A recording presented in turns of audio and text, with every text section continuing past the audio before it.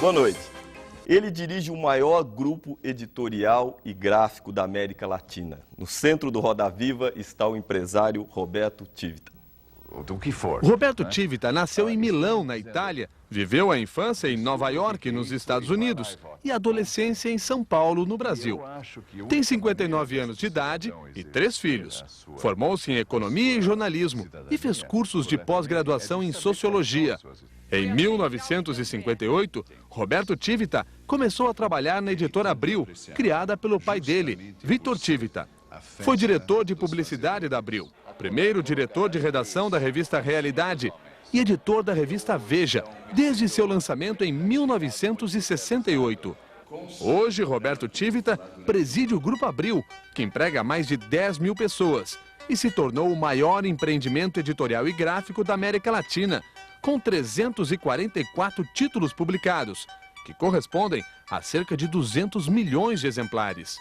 Há 10 anos, Roberto Tivita costumava dizer que queria distância da televisão, mas mudou de atitude quando surgiu a TV por assinatura e o Grupo Abril passou a investir pesado na TVA, que promete para maio o início de um novo sistema, o DirecTV, com a transmissão direta de satélite para mini antenas parabólicas, com som e imagem digitais.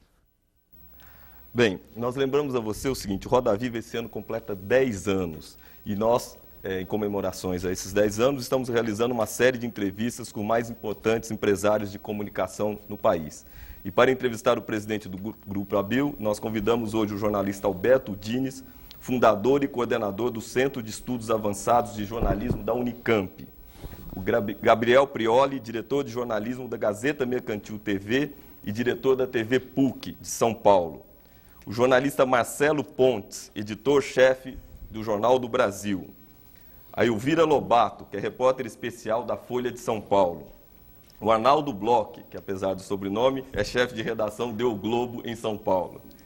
O diretor de redação da revista RTN, Revista Nacional de Telecomunicações, Etevaldo Siqueira. O Roda Viva é transmitido em rede nacional com 150 outras emissoras de 18 estados brasileiros. Como esse programa é ao vivo, nós então estamos recebendo as perguntas dos nossos telespectadores. Se você quiser enviar aqui a sua pergunta para o Roberto Tivita, presidente do Grupo Abril, use o telefone 252-6525. Repetindo, 252-6525. Se você preferir o fax, use o número 874-3454. Repetindo para você, 874-3454. Boa noite, Roberto. Para quem há 10 anos dizia que não queria entrar em televisão, você anda bem entusiasmado com a televisão, né? Eu estou na televisão. Roberto, hoje se fala e se escreve muito sobre isso, que a televisão a cabo, ou a televisão por assinatura, ou a televisão paga, quer dizer, ainda não chegamos a um nome de consenso, é um dos maiores negócios na área de comunicações do Brasil. Você que dirige um grupo, que foi um dos grupos pioneiros nesse sistema de televisão, como é que você está avaliando o mercado? Como é que você está vendo a situação? O mercado é realmente bom e promissor? Bom, o mercado brasileiro fantástico nesta área. Aliás, o mercado brasileiro todo é fantástico em qualquer área, uma vez que você estabiliza a economia. Evidentemente, há setores que crescem mais, setores que crescem menos. A televisão por assinaturas, hoje, tem algo como... Bom, vamos começar do outro lado. O Brasil tem 30 e poucos milhões de domicílios com televisão. Vamos dizer 32, 33, há quem diga 35, mas 30 e algo milhões de domicílios com televisão. Cerca de 12 milhões desses domicílios têm videocassete em casa. E apenas 1 milhão e pouco, 1.200.000, 1.300.000 domicílios hoje têm televisão por assinaturas. Então, se você pensa, temos algo como 3%, 4% no máximo, dos domicílios com televisão que têm televisão por assinaturas, hoje no Brasil. No país que mais tem penetração de televisão por assinaturas, você chega a 60%, 65% de penetração. Na Argentina, que é aqui ao lado, aqui na esquina, Eles passaram a barreira dos 20%, se não me engano, estão em 30% ou 40%. Nós estamos em menos de 4%. Então, o potencial brasileiro, agora que essa coisa começou, e ninguém segura mais, é de pelo menos 10 milhões de assinantes. Mas pelo menos, hoje, 10 milhões de assinantes. Então, o mercado é gigantesco, não há dinheiro suficiente. Certamente no Brasil não há dinheiro suficiente, talvez no mundo haja, para financiar esta expansão toda. Então, o que segura não é a demanda, não é falta de demanda, é falta de capital para investir nesta expansão, porque o dinheiro vai na frente. Esse não é um negócio em que primeiro você faz e depois recebe o dinheiro. Aqui primeiro você gasta e depois se faz. Roberto, e como nós vimos aí na nossa matéria de abertura, o Grupo Abril está prestes a lançar no Brasil um novo sistema, que é um sistema que se chama em casa direto, Direct Home TV, ou o sistema da pizza, porque dizem que a parabólica é uma pizza. Dá para você explicar para o nosso telespectador qual é a diferença, quer dizer, qual é a grande novidade, qual é a diferença desse novo sistema com relação ao sistema que a gente vem adotando até agora de sistema de televisão paga? Bom, estamos há um mês de uma revolução verdadeira. Não é uma revolução, todo mundo chega e fala que tem uma revolução, até quando é ervilha mais verde ou coisa assim. Mas isso é revolução para valer, revolução para valer. Por quê? Estamos falando de um novo tipo de satélite, muito mais possante do que os satélites anteriores, que tem muito mais canais a bordo. No caso do satélite que nós estamos usando, que lançamos no fim do ano passado, que entrou em órbita também no fim do ano passado, meados de dezembro, ele tem a bordo, nós dizemos a bordo, 150 canais de televisão. 150 canais digitais, quer dizer, ao invés de ser o velho sistema analógico que se usa até agora no mundo inteiro para fazer televisão, esse é digital, quer dizer que todas as imagens e todo o som é digitalizado. Isso te permite compactar muito mais canais a bordo de um satélite ou num transponder. Isso permite, por sua vez, também uma qualidade diferente, porque a qualidade é de cinema, a qualidade de imagem é de cinema, o som é estereofônico e, principalmente, permite essa enorme diversidade de canais e o fato que um satélite cobre um país ou até um continente inteiro. O satélite que nós vamos utilizar, que é o Galaxy 3, cobre a América Latina inteira, do México até a Argentina. Se imagina um satélite cobrindo uma extensão territorial deste tipo. E o que é fantástico é que em qualquer lugar, mas em qualquer lugar, no Pantanal, nas Pampas, na Amazônia, na praia que você quiser, onde você quiser, com uma parabólicazinha desse tamanho, você pega os 72 canais que vai ter para o Brasil. Então tem uma janela para o mundo em qualquer lugar e uma fantástica variedade de opções. Eu acho que esta é uma revolução.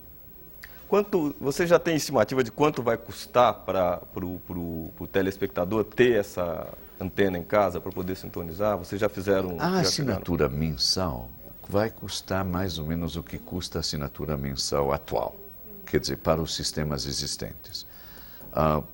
Dependendo do pacote que o telespectador escolher, ele terá a escolha entre, acho que 25 até 72 canais, a taxa mensal vai flutuar entre 25 e 45 reais mensal, que não é muito diferente do que está acontecendo, acho que é quase idêntico ao que está acontecendo hoje com a televisão por assinaturas.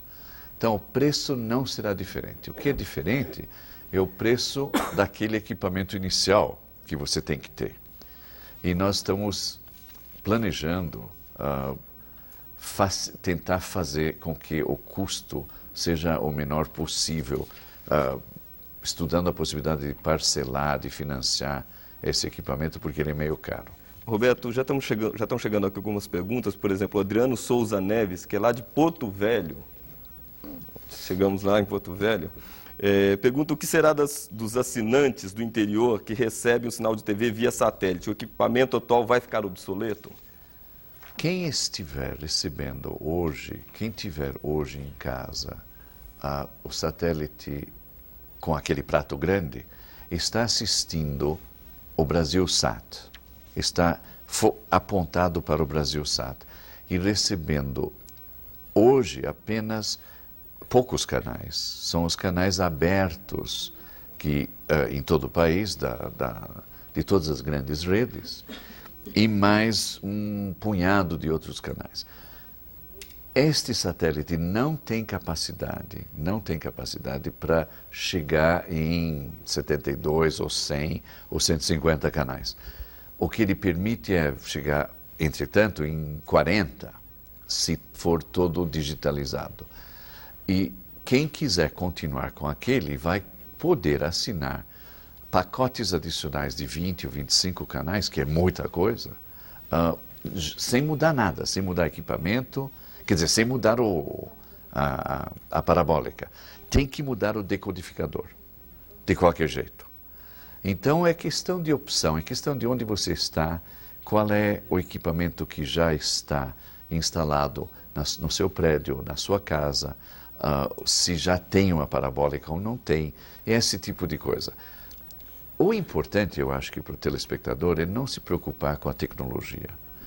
Nós tentamos sempre dizer, não se preocupe, deixe a tecnologia conosco, você cuida de se divertir e assistir à programação. Roberto. Porque tem 4 ou 5 sistemas de recepção e não é muito importante para o telespectador. O importante é ter quanto custa, qual é o leque de programas que você tem para assistir e qual é a qualidade desses programas. Acho que as pessoas não querem saber como chega na sua casa, pelo menos eu não quero saber. O Diniz estava na frente. Desculpe. Roberto, você mencionou antes um dado muito interessante de que a demanda é fantástica, o mercado nosso é fabuloso, e que não há recursos no Brasil para montar um aparato que possa atender esse mercado. E, evidentemente, isso não é segredo, você fez associações, não só você, mas o Grupo Globo também associou-se ao Murdoch, a News Corporation, e o que eu acho perfeitamente legítimo. Mas eu trouxe aqui a Constituição Brasileira, que diz no artigo 222, que é a propriedade de empresa jornalística, de radiodifusão, e tal. Eu não vou ler isso, porque é muito chato, é muito mal escrita, além de ser reacionaríssima. Mas eu acho o seguinte, se a mídia eletrônica fez esses acordos, que são legítimos, e para o progresso, para abrir o Brasil, para todas as tecnologias, e para a cultura e para o conhecimento, por que a mídia impressa, que é a mais carente de capitais, que está batendo pino, está inventando brindes, não pode sair dos brindes, porque se não tiver brindes não vende, está inventando uma série, aliás, o único jornal brasileiro, dos grandes jornais brasileiros que não tem brindes, está aqui, Jornal do Brasil, honra ao mérito. Então, a imprensa, a mídia impressa, que precisa de recursos, não pode buscar esses recursos no exterior, ou no mercado de capitais, ou em parcerias nacionais. Como é que você vê essa questão, primeiro, da descapitalização da imprensa brasileira e do famigerado artigo 222, que impede o Brasil se modernizar neste campo, que é justamente o campo da disseminação da informação? Bom, primeiro, Constituição. A Constituição fala de... Primeiro, a Constituição brasileira, como acho que todas as Constituições, ficam muito atrás, sempre, do que está acontecendo tecnologicamente. Mas muito atrás. Sabe, só você esperar 7 anos para fazer uma Constituição nova, e os americanos já não têm uma nova há 200 e tantos anos, que a tecnologia vai indo e muda tudo, e as Constituições ficam anacrônicas, ficam. Até as leis ficam, quer dizer, as coisas estão mudando tanto neste planeta, pelo menos em termos de comunicação, de que a legislação teria que ser atualizada semanalmente, ou praticamente semanalmente. Mas vamos voltar à Constituição. A Constituição diz empresas jornalísticas. Tecnicamente, essa história de televisão por assinaturas não tem nada a ver com isso. Tem a ver com a distribuição de programas. Rigidamente, vamos dizer, uma televisão a cabo qualquer, em qualquer lugar do Brasil, não está produzindo o conteúdo. Não está. Não está produzindo conteúdo nenhum. Está pegando 20, 30, 50, o número de canais que quiser, de onde quiser, pagando por eles e disponibilizando-os para os seus assinantes. Isso não tem nada a ver com a atividade jornalística. Mas tem informação. Sim, mas é distribuição. É distribuição. Mas existem vários canais de jornalismo nesses. Sim, mas aí é diferente. Aí você tem que discutir, quer dizer, na minha interpretação, eu não sou um expert em questões constitucionais, mas eu diria que a intenção é clara aí. Inclusive, a lei atual diz que 51% destas operações de distribuição têm que ser brasileiras e 49% podem ser de capital estrangeiro.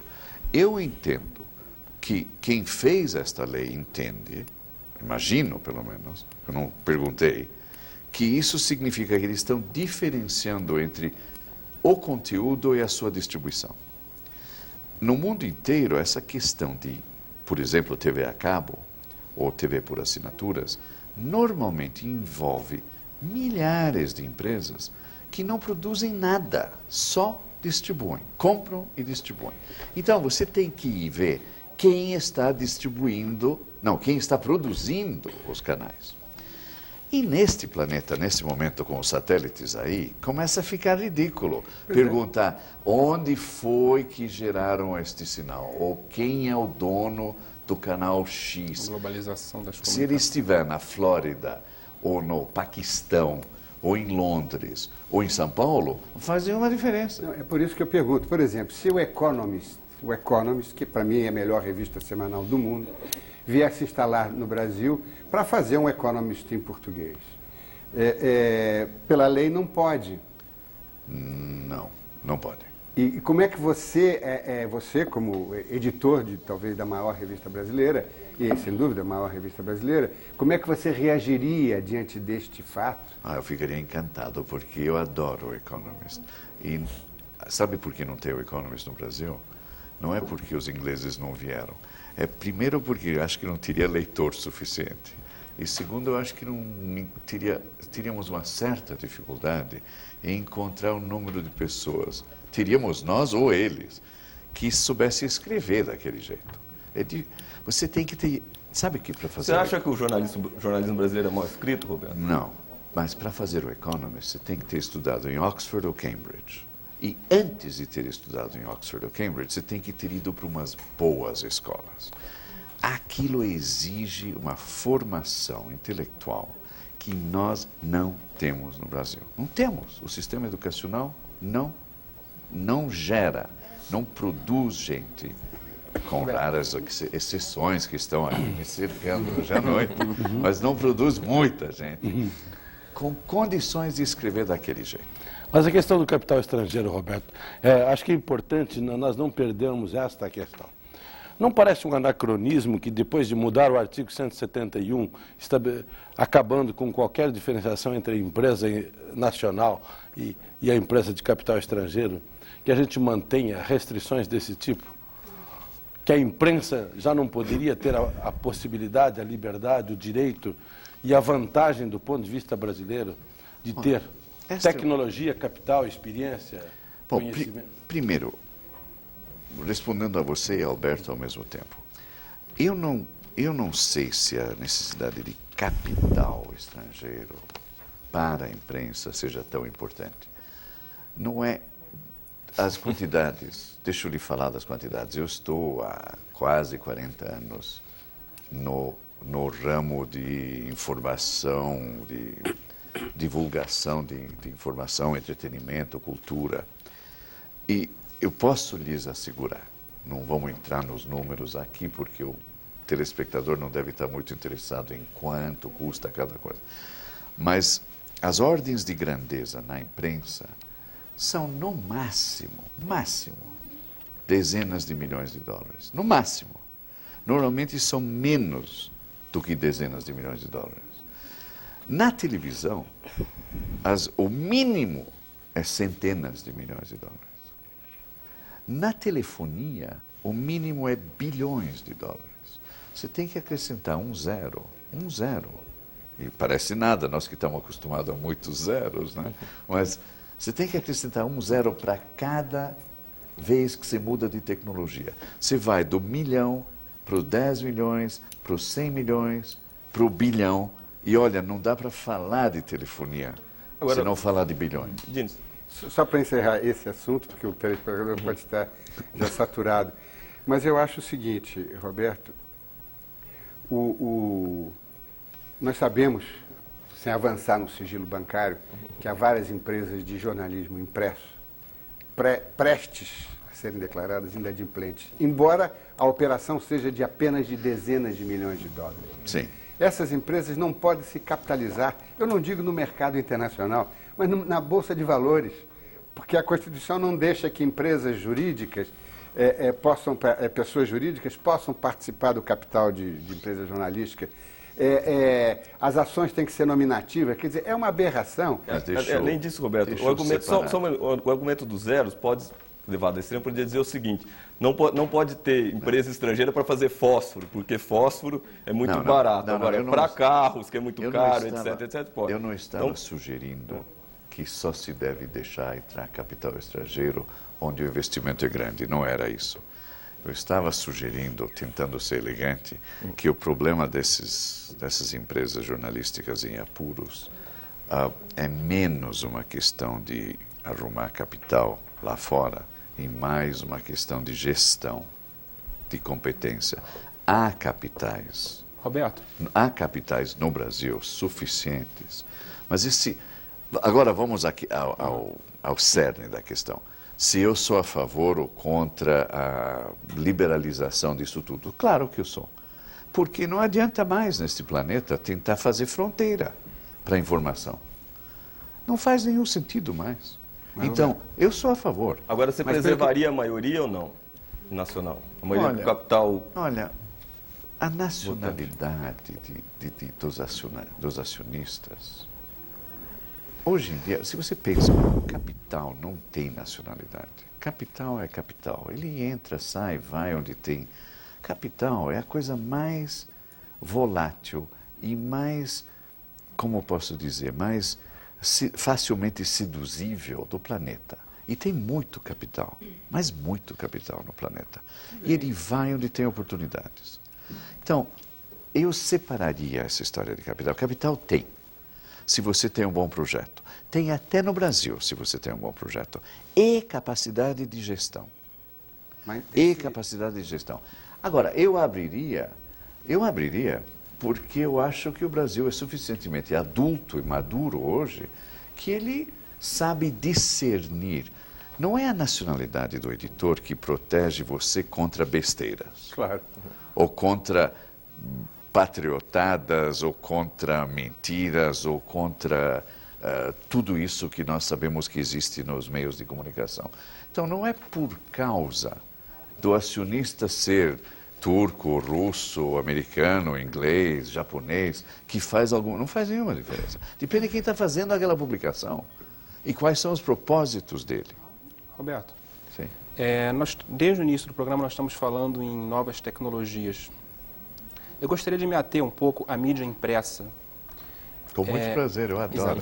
Hoje nos corredores das casas editoriais discute-se muito o futuro da mídia impressa. Quer dizer, numa era em que se fala de tecnologia interativa e novos meios de informação que se multiplicam, há os que defendam que a mídia impressa vai sucumbir a esses novos meios, quer dizer, a mídia impressa em papel, e há os que acreditem que existe uma possibilidade de uma coexistência pacífica entre os meios, né? Estou falando aqui mais de mercado e menos de investimento. Qual é a sua visão desses panoramas? Olha, primeiro, eu acho que se você está falando de eu acho que precisamos mais uma vez fazer uma separação. Vamos falar primeiro de papel e tinta. Papel e tinta. Como se fosse muito importante o meio físico. Como se fosse.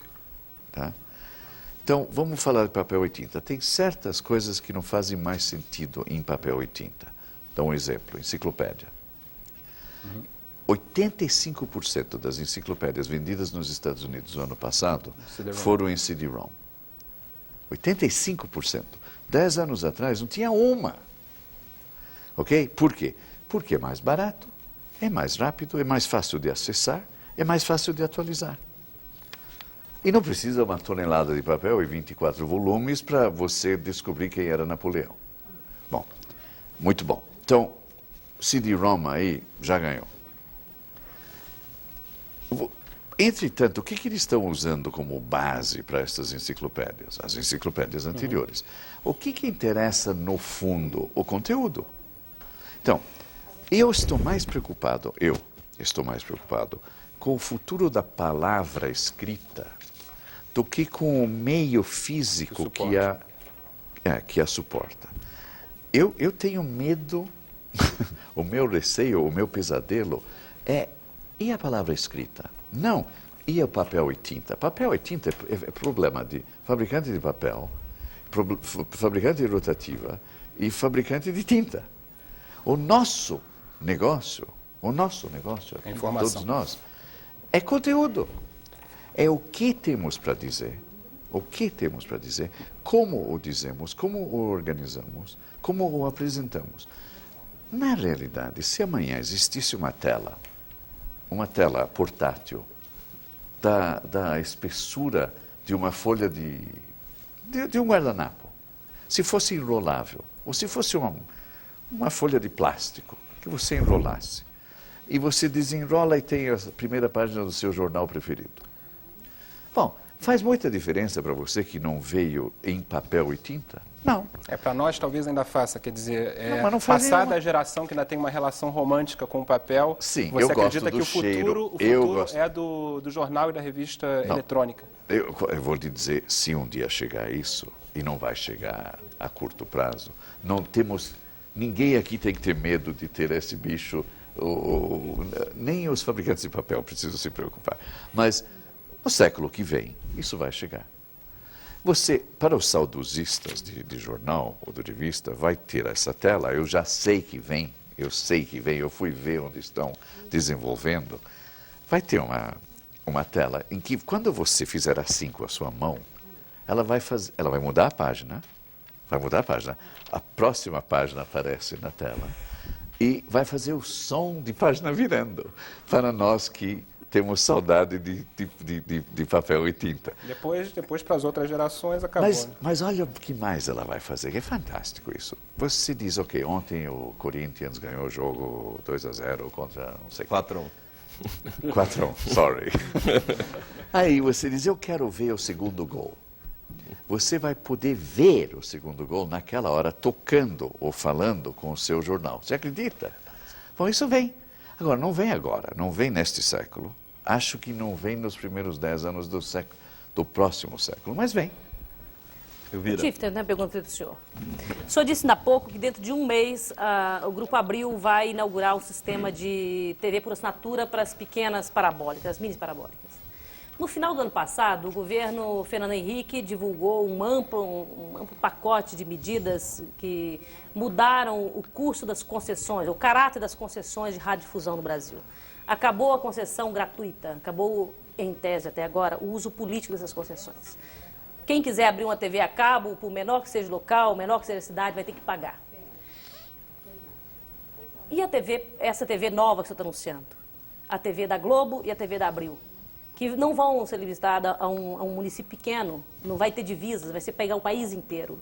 Até agora não se tem ouvido falar, primeiro, a que eu saiba, os dois grupos não têm autorização do governo para lançar.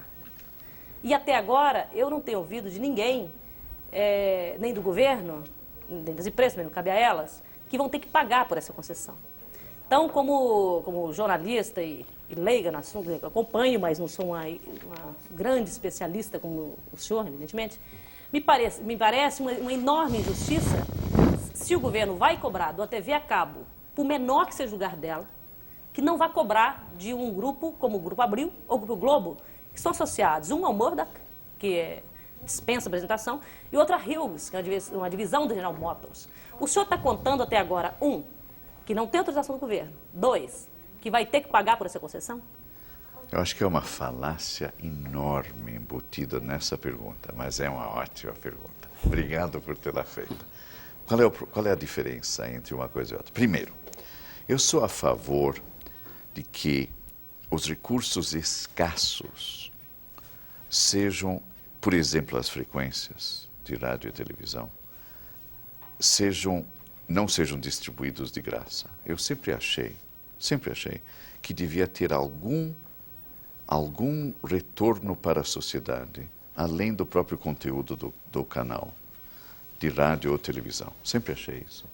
E sempre fiquei fascinado com o sistema inglês que obrigava quem ganhasse uma frequência a produzir programas para as escolas. Você até meio-dia na Inglaterra, até recentemente, mesmo que tivesse um canal todo seu para fazer o que quisesse, que não tinha, porque eles dividiram o país para evitar concentração de poder, mas até meio-dia você tinha que produzir programas para as escolas. De meio-dia em diante, o tempo era seu. Isso é um bom jeito de cobrar. A sociedade tem que cobrar por frequências escassas. Se você só tem nós temos 7 frequências para broadcast no Brasil, não é isso? Em VHF? São 7. Se só tem 7, é uma mercadoria extremamente escassa. É evidente que a sociedade tem que cobrar por isso. Se tem 30 frequências de rádio em AM ou FM numa cidade, enfim, o número é limitado, portanto é escasso, portanto é justo que a sociedade receba algo por isso. Uma porcentagem, um fee, quem dá mais, um leilão, não importa, mas é justo que haja remuneração, porque é uma licença extremamente valiosa, certo? Agora vamos falar de quando os meios tecnológicos quando você não está mais utilizando frequências escassas, ok? Quando você está a 40 mil quilômetros acima do Equador com um satélite, cobrindo um continente ou 2, e não utilizando frequências que estejam tirando algo de alguém, que governo deveria cobrar? Todos os governos, tem quantos países na América Latina? Esse satélite que nós vamos usar para introduzir o sistema DirecTV, está transmitindo simultaneamente, cobrindo toda a América Latina, do México até a Argentina. Deveriam cobrar o quê de quem? Aí tem Pelo quê? Bem escasso. Pelo quê? Eu não sei. Olha, não sei o que eles vão fazer. Sim. Aí a posição, na Inglaterra, Murdoch também é bem acaba de escasso. assinar um acordo com o governo, segundo eu li nos jornais, que ele teria direito a chegar até 20% do mercado, mas ele teria que instalar um equipamento em cada escola.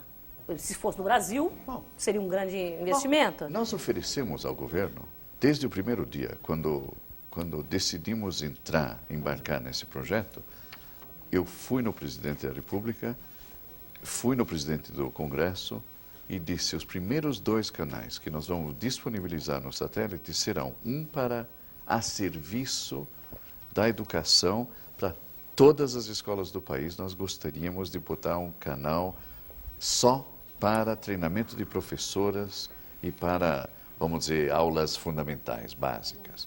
Segundo canal para divulgar as atividades todas do Legislativo. Foram os 2 primeiros canais que eu imaginei que nós deveríamos colocar no satélite. Agora, vamos supor que decidam cobrar tanto por canal, tanto por transponder, tanto por quilômetro de distância do Equador, sei lá o que eles... Vamos supor que decidam. O que isso vai fazer? Vai fazer o quê? Vai encarecer. Como nunca se fala na televisão, mas como todo mundo sabe, o seu custo aumenta, o teu preço aumenta.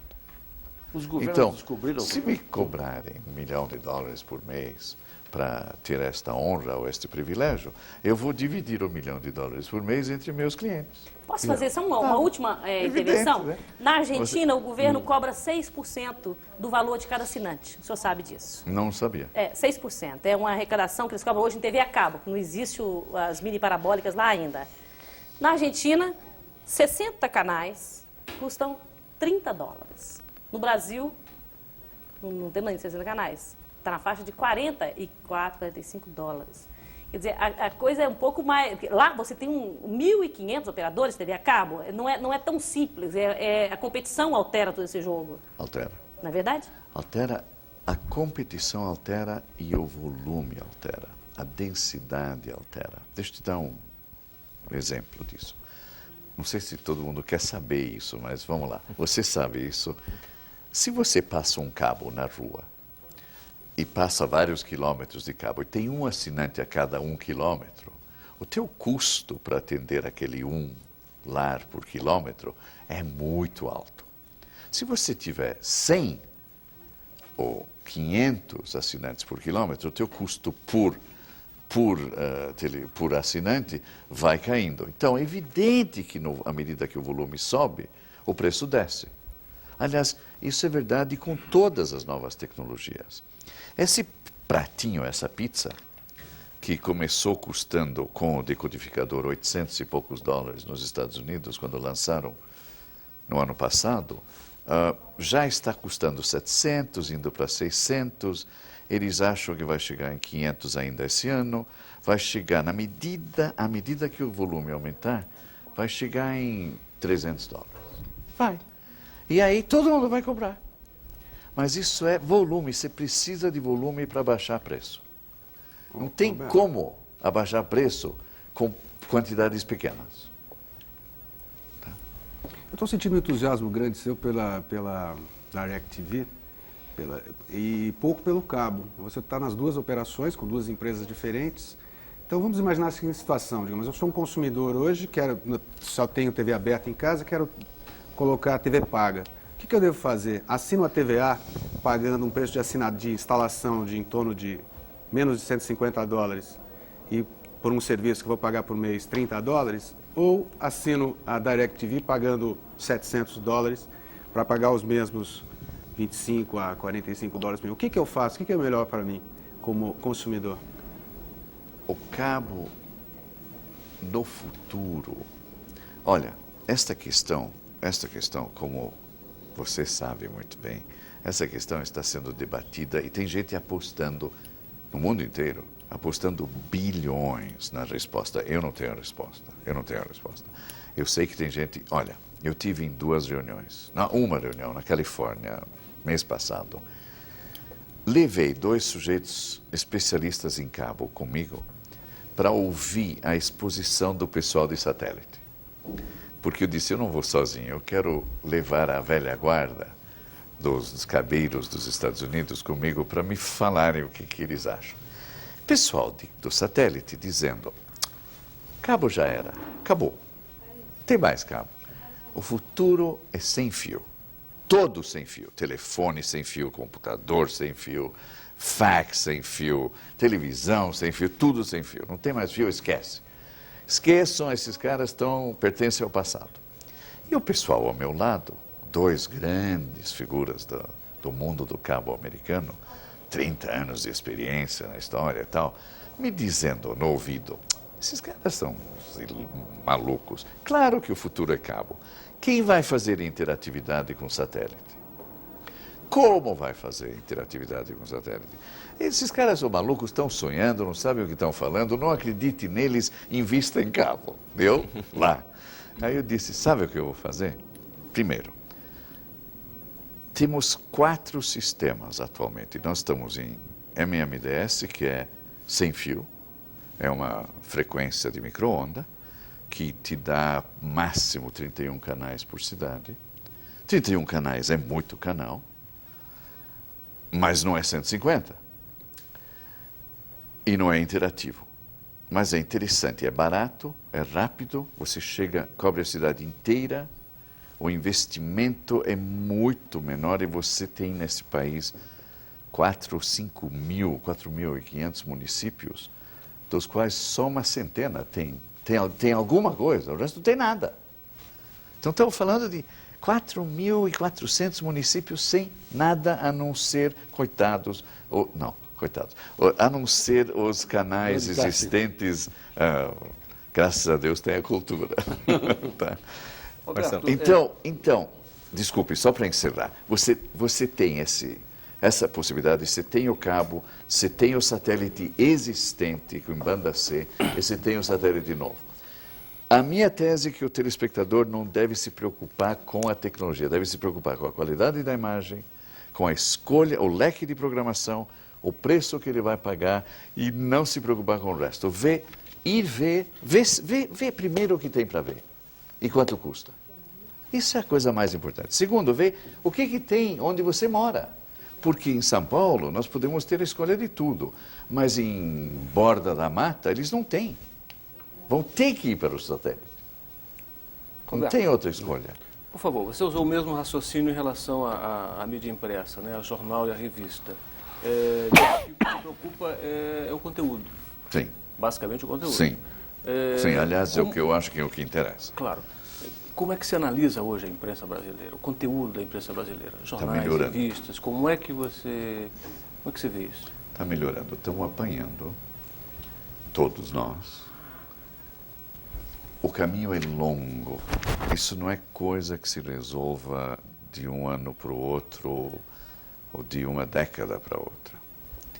Mas estamos melhorando. Eu diria que no conjuntão estamos aprendendo as coisas fundamentais. Os jornais, sem dúvida, melhoraram nos últimos 5 anos, mas sem dúvida. Melhoraram visualmente no seu conjunto. Aprimoraram sua técnica, começaram a se preocupar mais com o que o leitor quer saber, né? Tem menos aquelas coisas intermináveis que não acabavam nunca, você tinha que ler 3, 4, 5 páginas para saber o que estava acontecendo, acabou.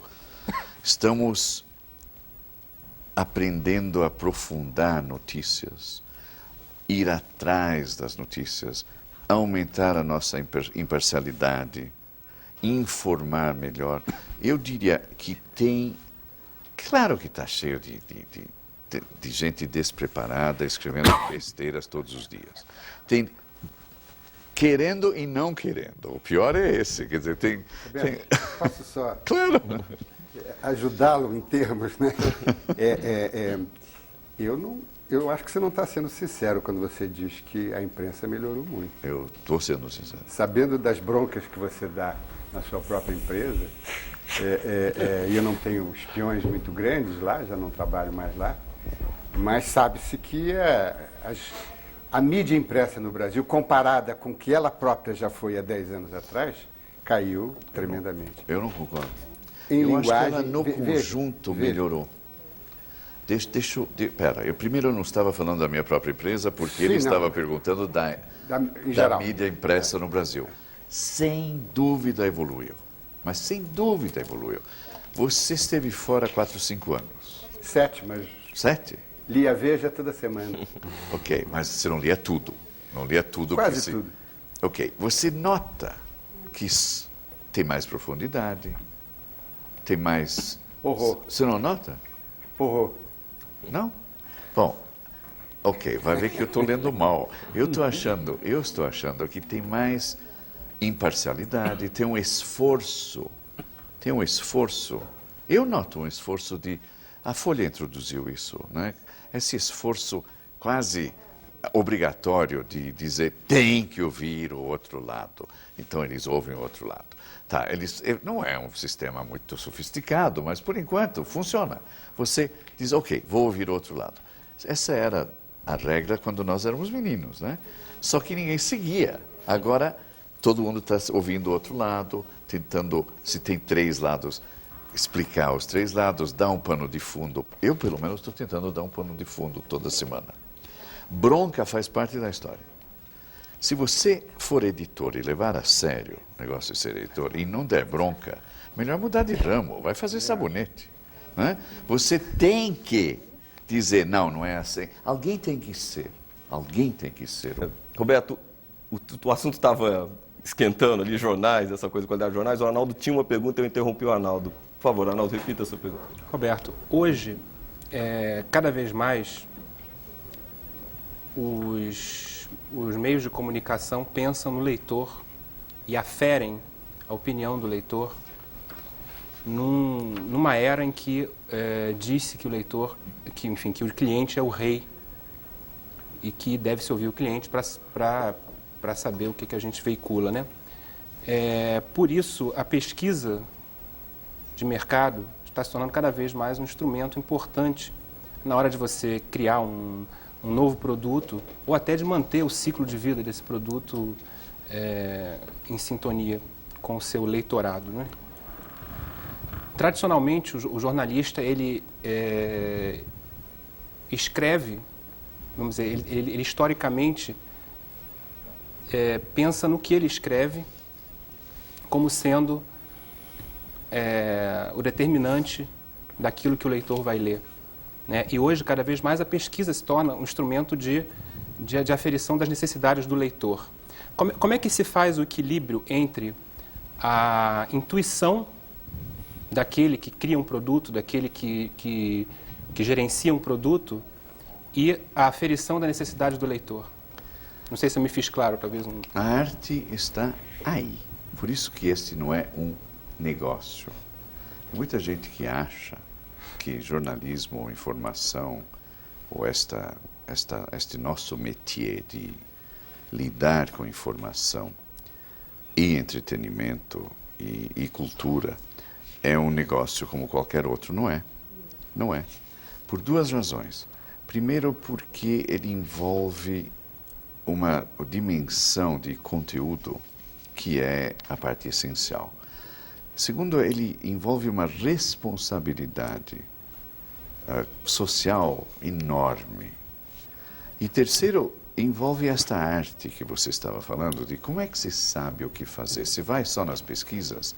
Se você vai só nas pesquisas, eu submeto a você que você acaba publicando ou fazendo um jornal, uma revista, um canal que não presta, que vai pelo denominador comum mais baixo e que não tem absolutamente nada de relevante, de interessante, de inteligente nele. Quer dizer, eu acho que aquilo é o caminho da desgraça. O outro caminho de eu sei o que eles têm que ler, ou eu sei o que eles têm que ver e ninguém mais sabe nada, só eu, também é uma besteira, né? Então você tem que manter exatamente o que você disse. De vez em quando eu ia perguntar aos leitores o que eles estão achando, ou aos telespectadores o que eles estão achando. Você não precisa fazer muita pergunta, porque você vê a circulação subir ou descer, você vê a audiência subir ou descer, você sabe o que eles estão achando. Mas o mercado está cada vez mais segmentado, vamos dizer. Tá. Antigamente era mais fácil você lançar um produto e, por agregação de mercado, esse produto tem um alcance maior no primeiro cada vez mais segmentado Agora... e vai fragmentar mais. Vai fragmentar mais, porque à medida que os meios eletrônicos percorrem o mesmo caminho que a imprensa percorreu, você começa a ter tudo fatiado, né? Você diz, tem um sujeito que quer assistir Bang Bang 24 horas por dia, vai ter um canal para ele, né? E tem o outro que quer saber... Roberto, qual o futuro da televisão aberta na sua visão? Ela continuará sendo, por muitos anos, o nosso denominador comum. Aquilo... Não está vendo nos Estados Unidos, depois de uma decadência, um período, agora nós estamos atravessando um período de refortalecimento e de renascimento da televisão aberta? Quando a gente fala televisão aberta, é essa televisão que você pega em casa sem nenhum aparelhinho, como a TV Cultura, por exemplo. Primeiro, ela é muito democrática, porque todo mundo pode assistir, não tem que pagar nada para ninguém e é aberto mesmo. Segundo, repito, a questão do denominador comum. Quando você tem um país inteiro assistindo, sei lá, o mesmo jogo de futebol, ou o mesmo evento no Congresso, ou a mesma corrida, ou seja o que for, você está aglutinando, amarrando o país, criando um elo entre as pessoas que é muito importante. Televisão aberta tem esta virtude. Agora, uma coisa não exclui a outra. Você pode perfeitamente decidir que vai assistir a aberta para isso e depois que quer ver nós vamos lançar um canal novo agora, que eu acho que vai ter uma audiência muito pequena, mas é um canal válido para... É um canal só de história. Só história. Chama The History Channel. E não vai ter outra coisa o dia inteiro a não ser história. Agora, se você é um fanático por história moderna ou antiga, clássica, oriental, você vai assistir aquele canal. Não o dia inteiro. Nós vamos ter um canal de negócios. Ok. Vou ter um canal de notícias. Quem é que aguenta 24 horas por dia de notícias? Ninguém, né? Nem nós, jornalistas. Nem nós. Então, o negócio não é pensar que é isto ou aquilo. É que você abre o leque. Se dá mais escolha. Não é. Nada disso vai acabar com nada que veio antes. Nem papel. O Roberto, e o Grupo Abril vai entrar em televisão aberta, já que complementa esse leque? Eu acho que nós chegamos meio tarde para a televisão aberta. Acho que a televisão aberta já chegou no seu pico. Eu acho que ela já fez o que podia fazer. Acho que o futuro pertence a um novo tipo de televisão e a convergência. Eu queria falar um momento de convergência dos meios eletrônicos. Rapidamente, porque isso tem gente que pode achar muito chato, mas... Gente, é fundamental vocês entenderem de convergência, absolutamente fundamental. Convergência é uma palavra que se usa muito para outras coisas, está se usando na eletrônica hoje para dizer que a televisão, o computador e o telefone, no mínimo essas três coisas, estão se juntando e virando uma coisa só. Que o que hoje são três coisas diferentes, amanhã serão uma coisa só. Ok? Isto, para mim, por exemplo, eu 5 anos atrás achava que eu estava entrando em televisão por assinaturas. O que eu descobri? Que, mais recentemente, que eu não estava entrando no setor de televisão por assinaturas. Eu estava entrando em telecomunicações. E hoje me dizem, você não vai entrar em telefonia celular? Você não vai... E telefonia normal? E interatividade? E o online? E assim por diante. Tudo isso está se juntando. Então, esta questão de em que negócio você está mudando. A televisão broadcast é muito limitada. Ela só pode falar com grandes números de pessoas a respeito de um assunto determinado. Ela tem que escolher assuntos de interesse, vamos dizer, amplo. Não pode se especializar. E não pode fazer aquilo que vai acontecer logo mais na televisão, na outra televisão, que é te dar o que você quiser quando você quiser. Te dou um exemplo. Esse novo serviço de satélite que começa o mês que vem vai ter 28 canais de filmes que vão apresentar meia dúzia de filmes novos por dia. Você vai poder escolher a que horas você vê o filme. Não é a hora que não é às 9h30 tem o filme. Às 9h30, às 10, às 10h30, às 11h, meia hora começa o mesmo filme, só que num outro canal.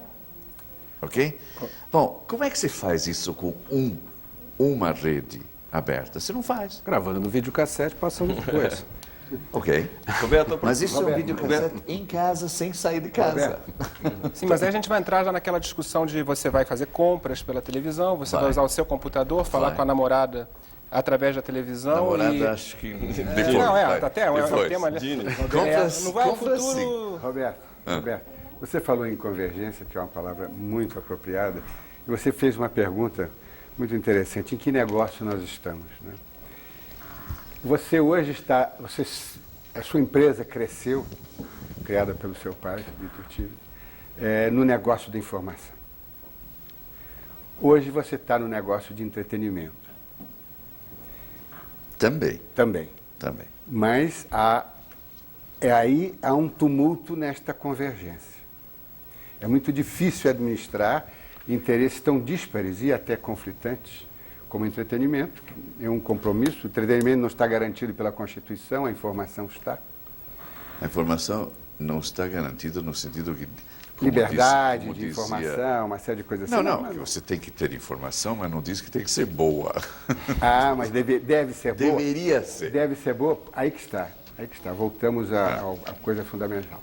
O seu negócio é uma empresa privada, mas o produto que você oferece é um serviço público, esse garantido pela Constituição. Para isso você tem uma série de privilégios e de vantagens. No caso da mídia impressa, não paga papel, e uma série de coisas assim. Não paga e papel. não paga Papel a gente impostos paga. de importação, uma série de coisas assim. Mas como é que você consegue administrar esse conflito entre entretenimento, que vai ser crescente, que nos Estados Unidos já cria grandes embaraços? Uma empresa que tem o Madison Square Garden, que é um grande circo, não é? E o futebol aqui no Brasil é um grande circo também, de certa forma, e ao mesmo tempo tem que dar uma informação equidistante, equilibrada, isenta. Como é que você vê esse tipo de convergência? Bom, eu estava falando de convergência tecnológica. Agora vamos falar de convergência. Agora vamos falar do conflito entre, vamos dizer, o compromisso com a informação correta e a tentação ou a sedução do entretenimento. Primeiro, vamos lembrar todos, por favor, porque a gente sempre esquece nessas discussões, de que jornalismo não é apenas política e economia. Informação não é apenas política e economia. A gente esquece isso porque nós nos encontramos aqui e começamos a falar de cobertura de política, cobertura de economia, e o resto internacional que tal. Ninguém cobre. E a gente, é internacional tal. Que ninguém mas dá. não falamos que testar automóveis é jornalismo, que verificar qual dos novos liquidificadores no mercado é jornalismo, que contar qual é a cor que se está usando na moda é jornalismo, e assim por diante. Que ajudar o leitor a escolher o lugar onde vai passar suas férias é jornalismo. Tudo isso é jornalismo e pode ser até feito com grande seriedade, grande responsabilidade e grande respeito pelo leitor ou pelo telespectador. Então, eu estou falando amplo, no sentido amplo, que nossa função é de manter o leitor, o telespectador, o ouvinte informado corretamente. A tentação, repito, a tentação é sempre de abaixar o nível para aumentar a audiência. Porque, infelizmente, na pirâmide educacional, você sempre tem mais gente na base do que no topo. Então, primeira resposta, Alberto, para a tua pergunta é que se você quer melhorar o nível da informação num país, você tem que melhorar o nível educacional do país, antes de qualquer outra coisa. Primeiro. Mas enquanto nós não somos mas você tem que fazer isso. Mas nós não somos ministros da educação. Não, mas podemos insistir, chatear, persistir, sabe, cobrar. Oferecer melhores produtos informativos. E deveríamos lembrar que este é, como você disse, um negócio de fé pública, né? de interesse público. E que a gente tem uma responsabilidade, palavra que você e eu passamos uma noite discutindo muitos anos atrás, que a gente tem uma responsabilidade muito grande. Quanto maior o veículo, maior a responsabilidade. Porque os males que você pode fazer, os danos que você pode fazer, com uma frase, uma palavra fora de lugar, são suficientes para eu não dormir certas noites. Eu fico aflito com as coisas que escapam, com as coisas que não deveriam aparecer, com as coisas que não deveriam ter sido ditas. Isso se traduz, talvez, no jornalismo cada vez mais de serviço e menos de reflexão? Não. Tem mercado para tudo. Tem mercado para tudo. E num país desse tamanho, tem mercado para, desde as coisas mais idiotas que você possa imaginar, até as coisas mais sofisticadas e inteligentes que você possa imaginar. Tem mercado no Brasil para Mozart. Tem mercado para um canal cultural que nós vamos lançar, com ópera, balé, teatro muita música. E tem mercado para isso.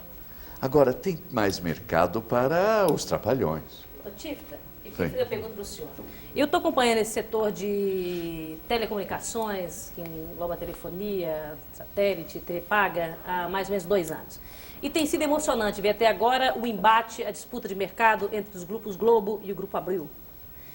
E a gente vê que a entrada dessas empresas no segmento de TV por assinatura, que exige muito dinheiro, é um sorvedouro de dinheiro, tem levado empresas que eram familiares a ter que rever completamente a estratégia delas. A Globo, eu até dei na edição de ontem, se preparando para captar até 1 bilhão e 400 milhões de dólares no mercado europeu e americano. Abriu com parcerias, a gente vê aqui, Chase Manhattan, Capital Cities, ABC, Falcon Cable, em suma mudaram cada uma delas. Isso é um fenômeno não só brasileiro, é um fenômeno mundial. Certa vez eu me lembro de ver o senhor falando num seminário, o senhor se referiu a essas tendências de fusões, associações, como sendo uma grande suruba empresarial mundial. A sua parceira, Hughes, nas mini parabólicas, é sócia da AT&T, parceira da Globo, na telefonia celular da banda B no Brasil. Verdade. Quer dizer, a se julgar, a se imaginar que as fusões, associações vão se incrementar cada vez mais, eu te pergunto o seguinte, é possível que o senhor venha até, vamos imaginar, já que o seu sócio, Hughes, é sócio da AT&T da Globo lá fora, em que um dia o senhor venha associar a Globo, ou para enfrentar um capital estrangeiro, a chegada do capital estrangeiro, que é um mercado muito atraente, tido como um dos maiores mercados do mundo nisso aí. Como é que é a sua relação com o Grupo Globo?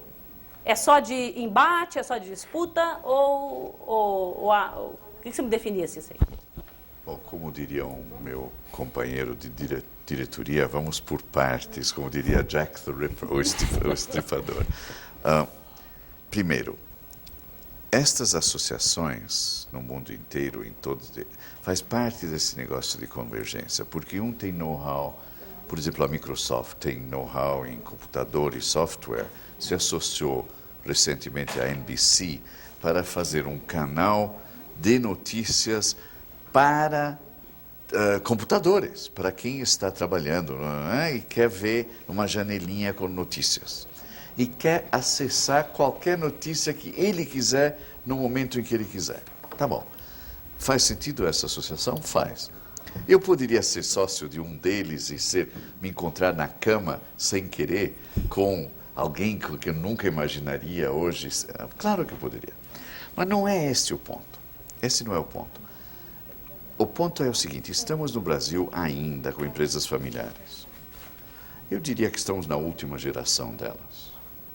Há quem vai dizer, que bom, finalmente vai acabar a empresa familiar e vão surgir as empresas abertas, profissionalizadas, com os milhões de acionistas e pronto. E chega desses barões da imprensa que nós já temos. Tem que mudar a Constituição antes, porque senão a Constituição... Você abre o capital aqui, mas você acha que não dá para abrir tem que ser ação nominativa. Está aqui aqui na na capital aqui, não preciso para um pedaço.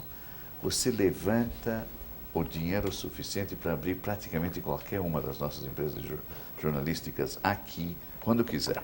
Isso é pouco dinheiro para o mercado brasileiro hoje. Agora, se quer 10 bilhões de dólares, aí não tem. Se quer 5 bilhões de dólares, não tem. Mas se quer 50 ou 100, tem. Tem no mercado brasileiro. Tem agora, aqui. Tem para cerveja, por que não tem para... mas para cerveja... Não, mas por que não tem para não? Mas a sua relação com a Globo versus Abril. Bom, então, você vai ter um ganho e uma perda. O ganho é que a voz do acionista vai ser mais ouvida. Qual é a perda? A perda é que entra aquela mentalidade que eu não gosto, tem que produzir um dividendo trimestral. Aí você para de pensar a longo prazo, começa a pensar a curto prazo.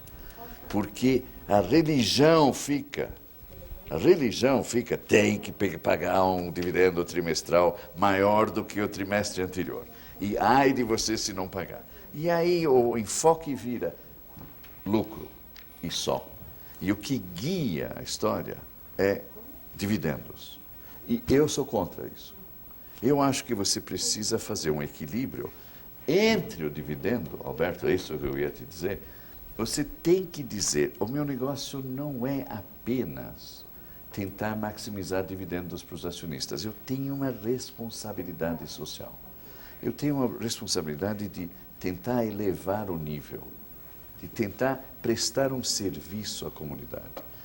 Quem é o acionista que compra 1000 ações na Bolsa que está pensando nisso? Nenhum. Então, quem é que vai pensar nisso? Eu sei uma resposta, mas não é verdadeira. Os profissionais da imprensa não vão. Não é verdade. Tem que ter gente que tem uma missão, que tem uma visão, que tem um desejo. E eu não tenho a menor ideia como assegurar que eles estejam no ramo. Eu não sei como se faz isso. Eu não sei. Agora, Roberto, eu sei que é o que eu estou tentando fazer agora, enquanto eu estiver por aqui. Já que você está também com esse dilema, eu vou te colocar um outro. Que as fusões são irreversíveis à medida que você começa a dar saltos maiores? Ok. Agora, como garantir a independência editorial do grupo nessa barafunda de fusões e essa coisa toda? A melhor maneira de garantir independência editorial continua sendo a velha. É você não depender de nenhuma fonte de receita, que nenhuma fonte de receita seja muito importante para você, que você distribua a tua receita o mais possível. Te dou um exemplo. Se você tiver milhares de anunciantes, milhões de assinantes, centenas de milhares de leitores individuais que compram a sua publicação na banca, isso vale para todos os meios, mutatis mutandis, você não depende de nenhum deles. Você não depende de nenhum deles.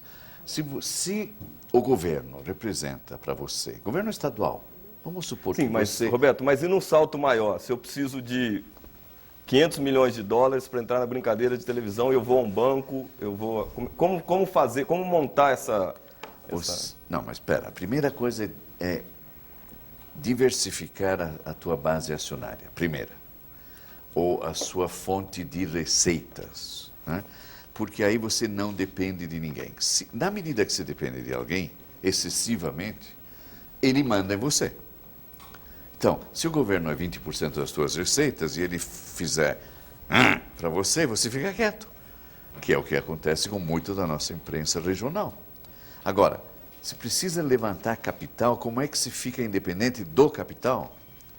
Você vai vender... Tem uma empresa sadia, primeiro, tem que ter uma empresa sadia. Lamento, tem que saber gesti-la.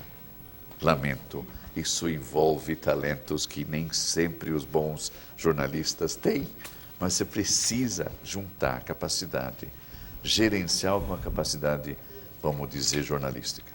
Fundamental. Aí você vai pedir dinheiro emprestado, vende bônus de tesouro, vende ações, vende títulos, vende no mercado. O pessoal compra e eles não têm voto.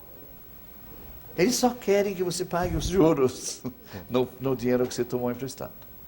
Então dá para fazer isso. Nós estamos mantendo, apesar de todas as associações, estamos mantendo o controle,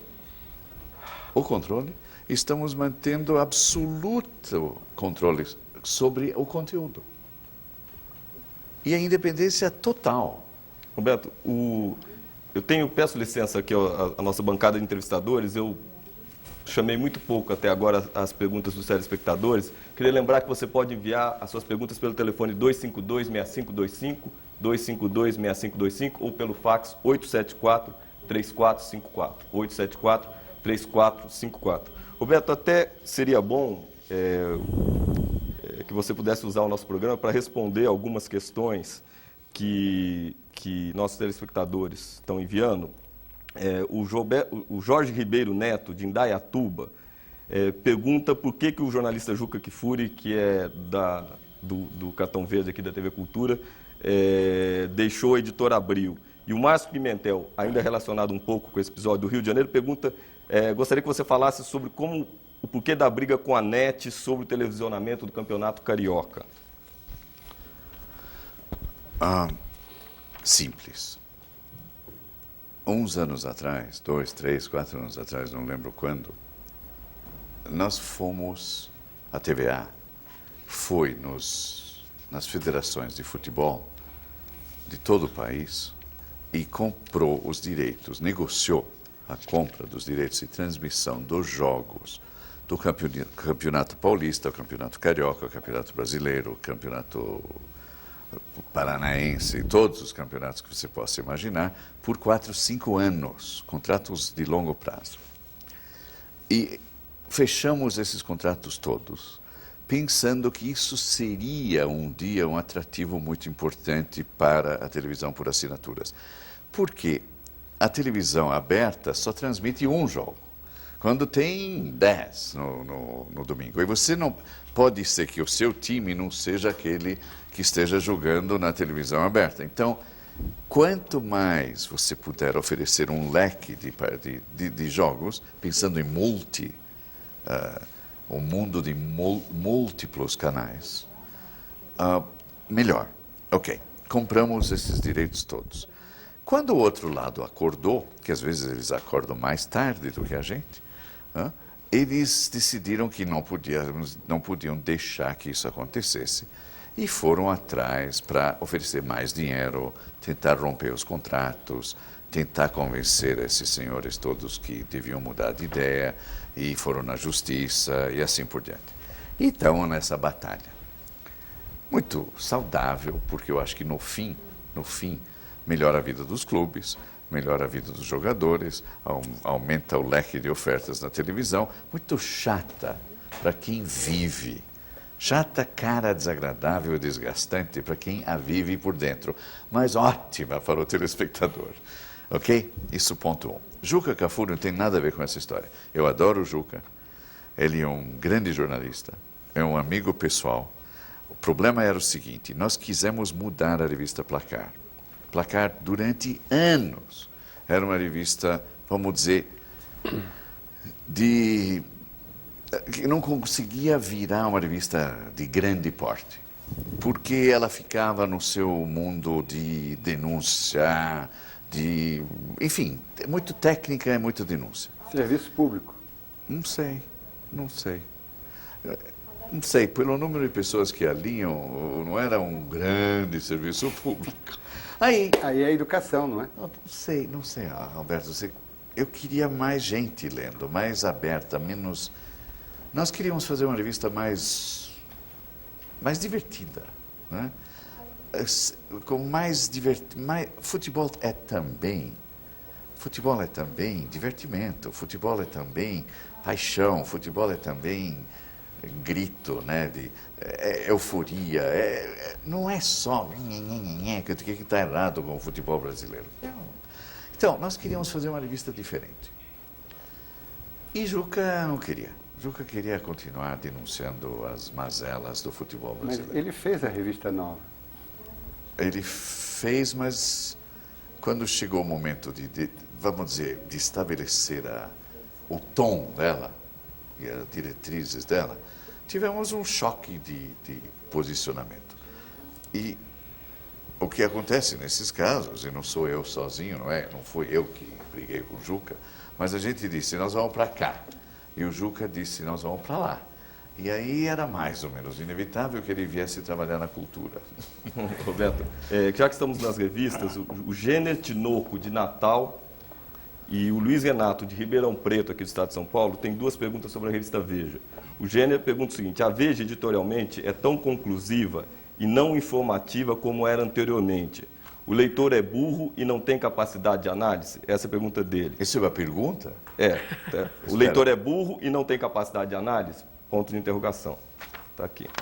E Luiz Renato, de Ribeirão Preto, pergunta, por que caiu a qualidade do jornalismo da revista Veja? Porque hoje a revista Veja está tão parcial? Pergunta, tem ponto de interrogação no final. Bom, tenho boas notícias para esses dois leitores. E para eventuais outros que estejam nos ouvindo.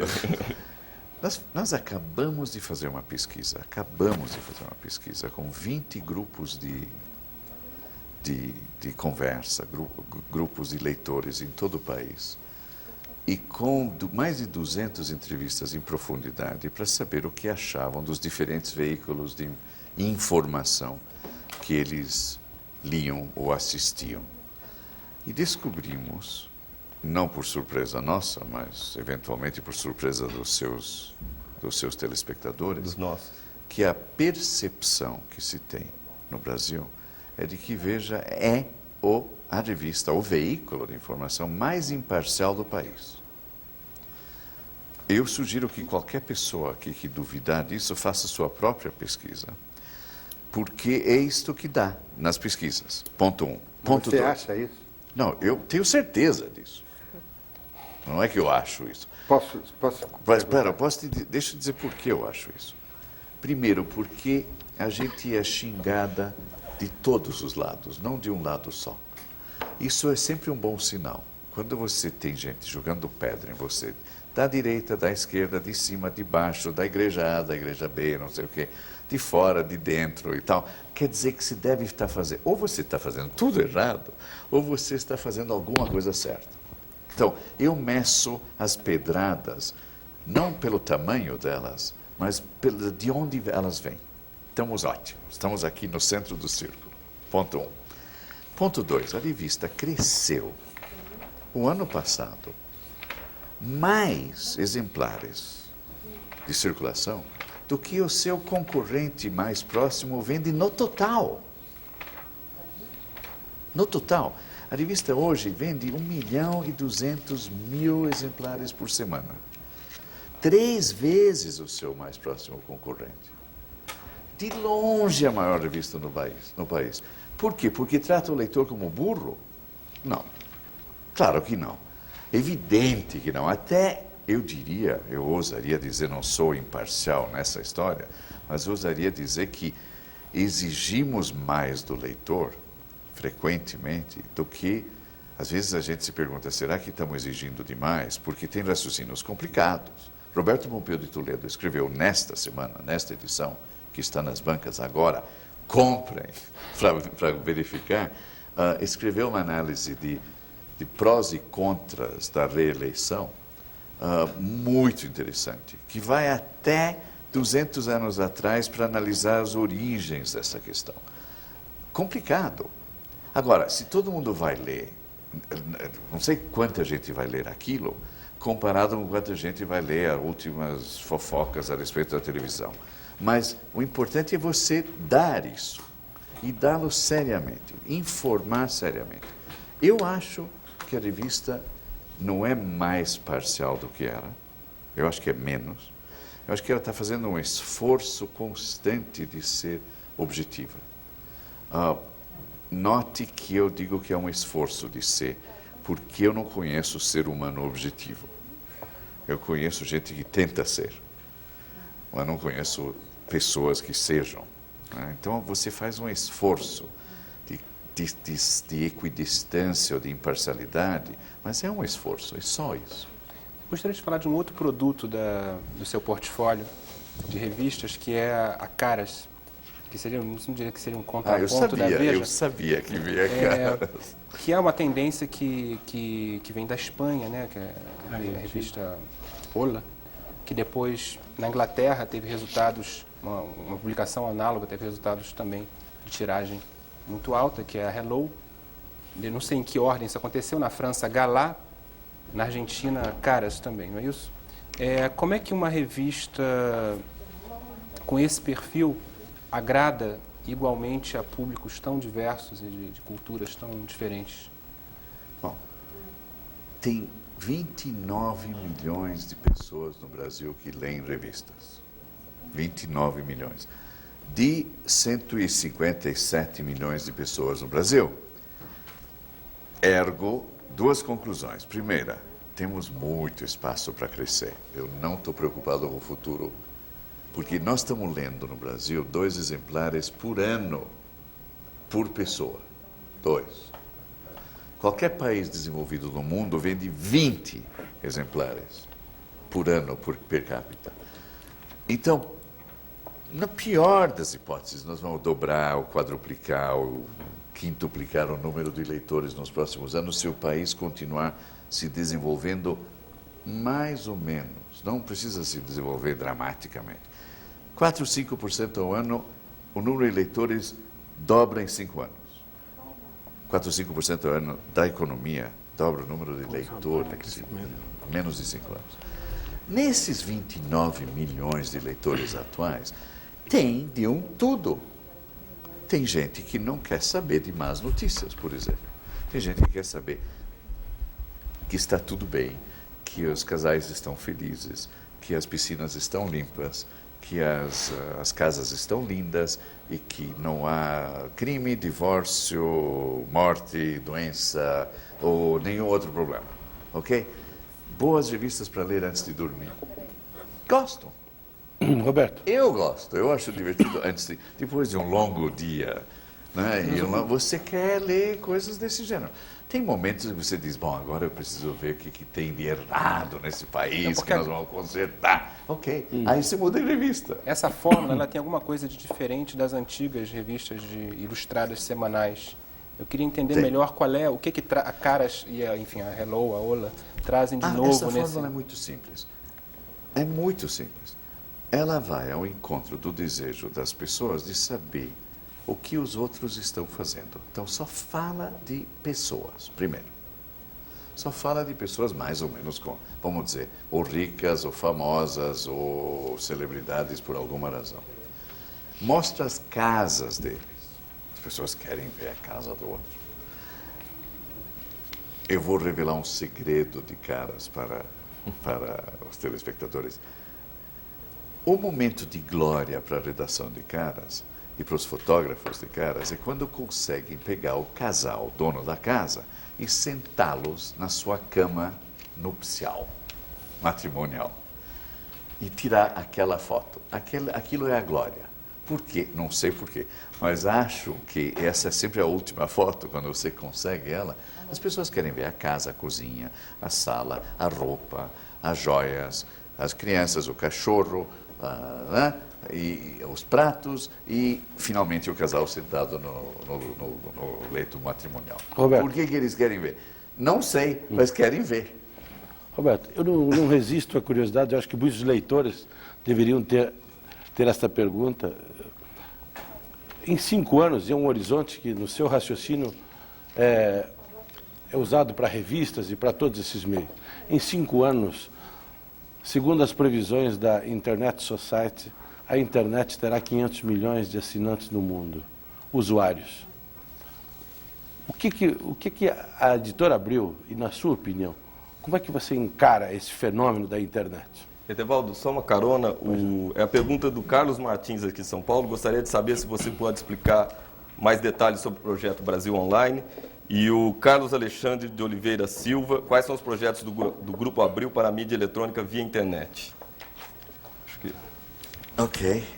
Tanto para o telespectador como para Etevaldo, é evidente que se você se considera, como nós nos consideramos, no setor de comunicações, não mais uma empresa, vamos dizer, uma editora, né?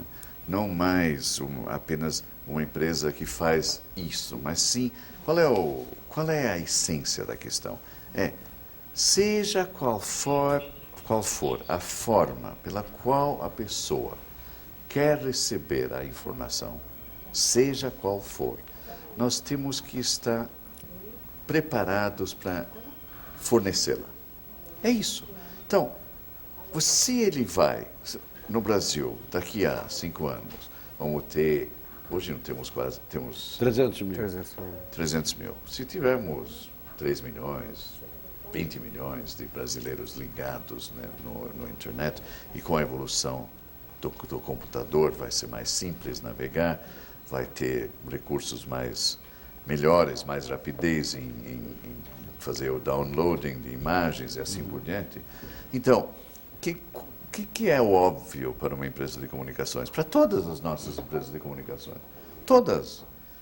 Não temos nenhuma escolha a não ser nos preparar para fornecer a informação também naquele meio. Agora, tem uma coisa essencial aqui. Tem tanta informação no mundo, tem tanta informação no mundo, tem tanta informação disponível e cada vez mais, que você tem acesso a tudo hoje em dia. Se você tiver paciência, um pouco de know-how, Você vai na internet e lê qualquer livro, em qualquer biblioteca, em qualquer lugar do universo, do mundo. Você acessa qualquer pessoa, verifica qualquer estatística, levanta qualquer dado. Ainda extrapola. Extrapola, vai ver as estatísticas das Nações Unidas. Você pode fazer o que quiser, mas a pergunta é o seguinte: quanto tempo você tem para isso na sua vida? Quanto esforço você quer investir nisso? E quanto você precisa de alguém que te ajude a organizar, a hierarquizar a informação, a ponderá-la, a colocá-la dentro do seu contexto, a colocá-la dentro de sua moldura. O que eu estou sugerindo aqui, vai ver que nós temos que voltar daqui a 10 anos e ver se estava certo. Aliás, você me convida daqui a 10 anos. Está marcado. 20 anos de Roda Viva, Roberto Tivita. Temos que ver. Precisa de gente, chame o que quiser, editores, diretores de redação, editores, chefes, organizadores, hierarquizadores, chame o que quiser, mas precisa de gente que organize este mar de informações. Mediadores. Roberto, Roberto, o Marcelo está lá. Por favor, eu gostaria de conhecer um pouco da cabeça política do Roberto Tivita. Sim, nós exprimimos um pouco o empresário e o que pensa o Roberto Tivita. Você tem um modelo de política, de personalidade nacional ou mundial que você admira? Não, personalidades não, eu não vou em personalidades, eu vou em visão. Primeiro, o que me interessa de um político, num político, é até que ponto ele se identifica com os interesses nacionais, ou os interesses da sua comunidade, se ele for prefeito e tal. Até que ponto está sinceramente interessado em resolver problemas e não em se reeleger. Estou mais interessado em gente que quer resolver problemas do que em gente que quer se reeleger. Ponto 1. Ponto 2, eu estou interessado em gente que soluciona problemas, resolva problemas, tenha soluções. Eu falo com políticos a vida inteira. Eu sempre pergunto, como é que você vai fazer a respeito disso? O que você vai fazer a respeito daquilo? Como é que funciona isso? Quanto custa aquilo? Eles não pensam assim, a grande maioria. Eu fico preocupado com isso. Eu acho que a coisa mais importante é conseguirmos governantes, e estamos a caminho disso. Alberto, por isso que eu discordo de você, eu acho que a imprensa foi fundamental nisso. Estamos votando melhor, estamos escolhendo melhor. Tem que errar para fazer isso. Já fizemos isso no passado. Mas tem que errar, mas no fim você começa... Todas as camadas da sociedade estão começando a discutir governo de outro ponto de vista. Olha, antigamente, você lembra, rouba mais faz? Agora não tem mais graça esse rouba mais faz. Sim. Agora não faz. Nós já estamos no estouro do nosso programa, mas antes de encerrar, eu gostaria de fazer uma perguntinha. Você está com uma fita do Senhor do Bonfim amarrada na mão direita. Tô. Dá para você contar qual foi o desejo, não? Tem uma história engraçada aqui. Eu voltei para a Bahia 2 semanas atrás e botei um novo, porque o outro caiu. Mas o outro foi, quando lançamos o satélite na Flórida, em dezembro, alguém, acho que foi Elvira, contou a história de que quando um ministro, Antônio Carlos Magalhães, lançou Brasilsat 2, ele foi lá para o lançamento e disse: o Brasil não tem dinheiro para gastar em seguro, que o seguro custa 40 milhões de dólares para lançar um satélite. E ele disse: eu não vou fazer seguro, não temos dinheiro para isso, eu estou aqui com as fitas de Nosso Senhor do Bonfim. E pediu para os técnicos da Hughes colocar no foguete. Não sei se colocaram, mas entrou em órbita. Bonitinho. O anterior explodiu e o posterior explodiu.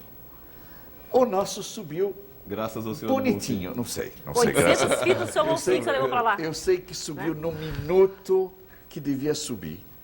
Exatamente no minuto que devia subir.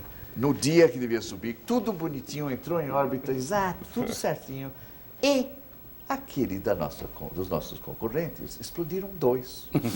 Então, eu não sei o que funciona, Roberto, mas eu estou usando. Mas vem cá, essa fitinha foi para o seu subir ou para cair o do concorrente? Não, essas coisas só são positivas. Tá bom. Muito obrigado pela sua presença nesse programa, Roberto Tivita, que nos deu uma aula aí do panorama que se avizinha na área das comunicações. Queria agradecer bastante a nossa bancada de entrevistadores, agradecer a sua atenção. Todos os fax e perguntas que eu não consegui ler aqui, eu encaminharei ao Roberto.